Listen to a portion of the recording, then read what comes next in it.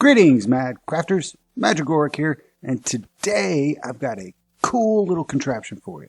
Yep, this, my friends, is a universal combo lock for a redstone door. Yep. You can use this on anything. Basically, you got to put in a certain code to get the output signal to actually operate the door. It's really easy, really simple, and you can easily reprogram it if you want, and you can also expand it.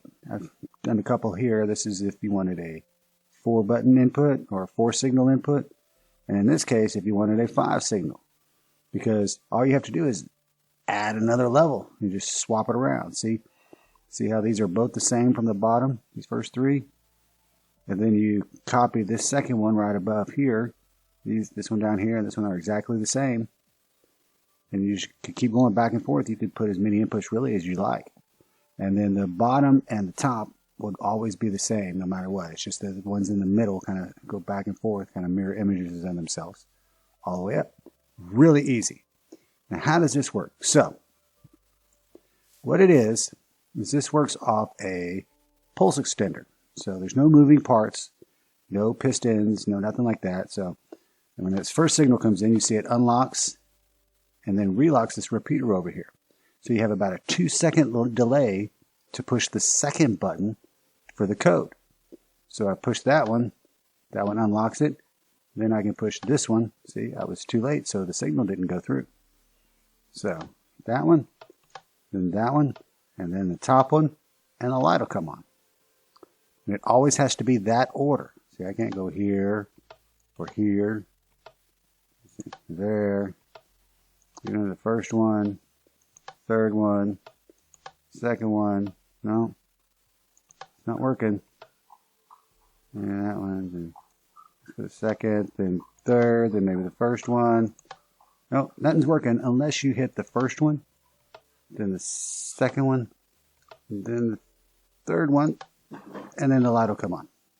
It'll stay on for a given amount of time, and then it has a delay back here to go through and for these send a signal through these observers to make sure it resets the system. So it's awesome, works great. And you're like, oh, how would I use 3? I mean, 3 is pretty easy to figure out. Well, what you got to do here, you got to hook this up to a bigger input.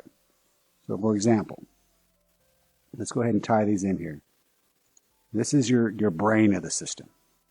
Then you can just make the input as complicated as you want.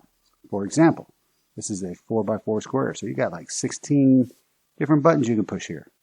I go here, I go here, go here. Keep watching over here so you can see that light. See? You just hit buttons. Trying to figure out the combination of this thing would be crazy. But if you can set it up, so this is like the bottom second one from the left there is your first one, goes into there. Second one is this top right one there, right there. And then the third one is the top left. So now, once I know the code, I can just go in there and go bam, bam, bam. My door opens. Enough time for me to get through. So, and then really, if you wanted to change it, easy enough. It's like, let's take this down one. So let's go down here, put that there. All right. Now my final input is this button. So now I click that one, and then instead of that one, I click on that one, and I waited too long. Oh, did I click the wrong one? I did. So it's that one, and that one. And my light comes on. And you can adjust this whenever you want. So it's really easy to reprogram it. And like I said, you could do it to where you have 4 inputs. Again, this would be the first, second, third, and fourth. And then again here, 1, 2, 3, 4, 5. You could do 6, 7, 8. Okay, you could stack this high as many. You could do 100 if you really wanted to. Because your time gets reset every time you press a button. So once I press this one, I have 2 seconds to press the next button. Once I press that one, I've got 2 more seconds to press the next button. And then I can hit that one, and I did it wrong. Push the wrong ones. See, I always get that. But you have 2 seconds. Each delay is 2 seconds. So I got 2 seconds to hit the next button. So you can do as many as you want, but you still have that delay to try to think, to make it to where it's like a little bit harder. So pretty easy. Let's go check out what we need to build this thing. Okay, so you are going to need 43 blocks of choice, 24 pieces of redstone dust, 9 repeaters, 6 redstone comparators, 3 redstone torches, 2 observers, and 3 stone buttons. Now down here for each additional level you want to add, if you want to increase it, is we're going to do a base, your basic 3 input structure. That's what we're going to do. If you want to add additional levels, each additional level is going to require this many more resources for each additional level. So there you go. Well, all right. So let's get this thing booked up, pick up everything. Now for our area, we're going to be using a 4 by 10. 4 by 10 area to build this. This is super easy. So let's get a little organized and jump in and build this thing. All right, to start off, I want you to start kind of right here at the front and put in 5 blocks, just like so. And you're going to swing around, and you're going to put in 3 more blocks. All right. Then put in 3 pieces of redstone dust there, 2 pieces of redstone dust there, and then we're going to go to move our comparators. So the one that has the piece sticking out here, I always like to do comparator facing that way on that one. Swing around, place one facing the opposite direction, and then down here we're going to put a redstone repeater, just like so. Now we're going to kind of build this up first, and then we'll work on connecting them. So then, to get that, I want you to put some blocks right on top of that. We're going to switch sides up here on the front, just like that. Come around here to the back, but then we're going to put 4 more back here, so over that blank spot. Now you're going to set that up. Then again, we're going to put in 3 pieces of redstone there, 2 pieces there. The long end here, we're going to put the comparator pointing out that way. Then place one going the opposite direction on that side. Place a repeater going on this side where it's pointing. Yeah, it's kind of pointing that way. Repeater on that side facing that way. And then right here you can put a repeater going into that one, just like so. Then we're going to do one last level. So we'll put blocks there. Again, switch sides. Come back over here. Put in our 4 like so. Then we're going to put in our 3 pieces of dust there, 2 pieces of dust there. Swing back around, get our comparator. Place it going that way. That's the other one going the opposite direction. The long end, we're going to have the repeater going straight out that way, and then a repeater going into that one. All right, so that's our 3 levels. Pretty simple. Now we need to connect all these. I want you to come down here. I want you to put 2 blocks up and break that bottom one. And I want you to put a torch on the side of that block right there. Then we're going to put a block on top of that, and one next to that, and then 2 pieces of dust on it, just like so.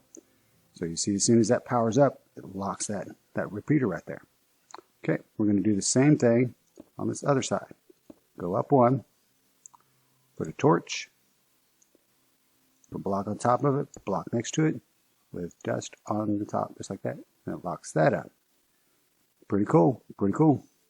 All right, so I'm going to jump down here. I'm going to get these observers done real quick. So I want you to go 2 blocks out on the blocks with the torches, just like so. So we got 2 blocks out.